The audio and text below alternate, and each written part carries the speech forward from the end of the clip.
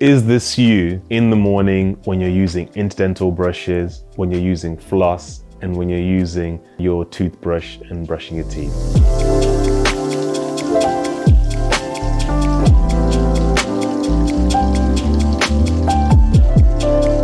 Let's start with interdental brushes. So interdental brushes are great for getting in between the teeth, but a lot of people, number one, don't know about them, and number two, use them in the wrong way.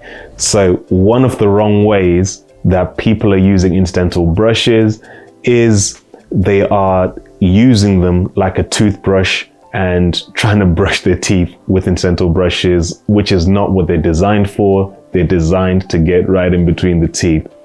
Another thing that people are doing is they are not really using their mirror to insert the interdental brushes, so they end up poking into the gum instead of between the teeth, or they end up poking right into the tooth, and then the interdental brush will bend, it will break, and people just give up because it's not working for them.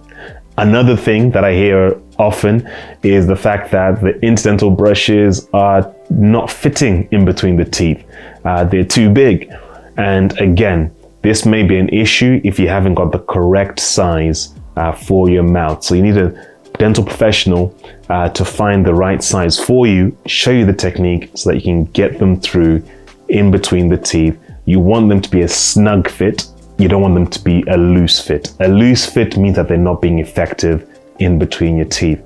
And remember, interdental brushes are great because they cover the areas your toothbrush would never reach. So if you're not using interdental brushes, you're not using floss, then you're not fully cleaning your teeth. So what you want to be doing with your interdental brushes is, once you've now highlighted the size that's the snug fit that fits well between the teeth, you've got the technique right, as shown in this video, you want to be making sure you get in between each of the spaces. And I usually like to do about 3 to 5 times going in and out of each of the spaces, and make sure I'm going all around the mouth in the areas where the interdental brush can fit. I'll use that same interdental brush for about 3 or 4 days, but I need to chuck it away.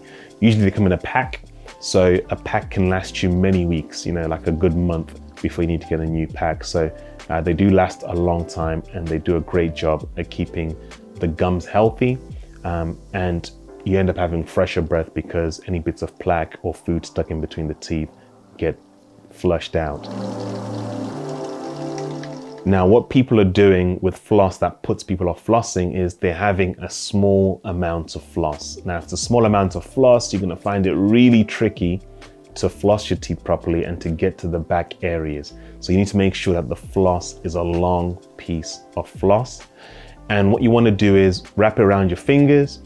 Make sure that as you place it between your teeth and into your gum, you're wrapping a C shape around the teeth, and then you're just going back and forth, gliding back and forth, up and down a little bit, and then wrapping around the other tooth next door. So you're making sure that you're getting both sides of each of your teeth. And with floss, it's going to be dislodging any plaque, bacteria that are in the gums, in between the teeth. Again, making sure that you're cleaning those areas that your toothbrush will never be able to reach.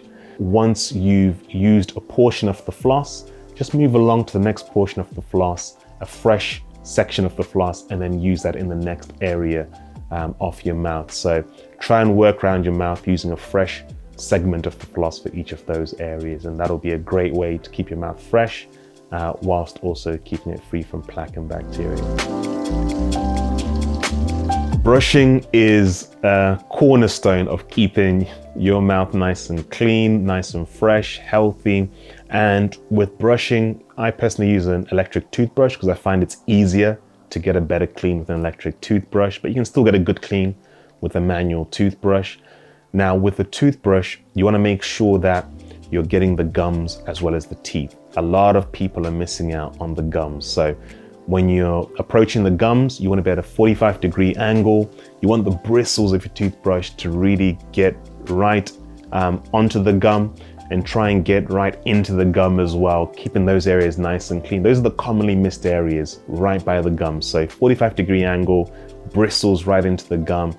And remember, if it's an electric toothbrush, give it time to work on each section of your gum or tooth before you move on to the next section.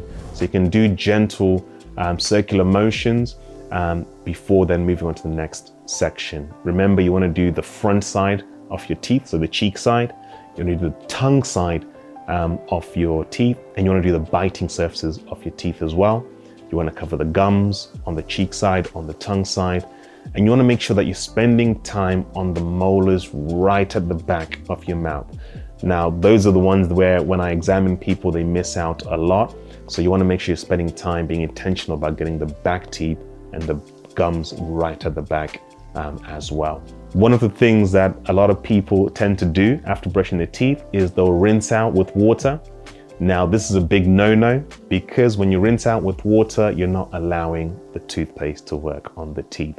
So you want to make sure you spit out, you don't rinse. That way, the toothpaste that you've paid good money for actually gets to do its job on your teeth and give them that strength that the fluoride in the toothpaste provides. Another thing that I see people do or mention is that they'll use mouthwash straight after brushing their teeth. This is similar to just rinsing out with water. Mouthwashes do tend to have a little bit of fluoride in them, but it's nowhere near as strong as the fluoride in your toothpaste. So you want to use mouthwash at a separate time to brushing your teeth, to freshen up and to have that added benefit of the fluoride in the mouthwash, but never immediately after brushing your teeth.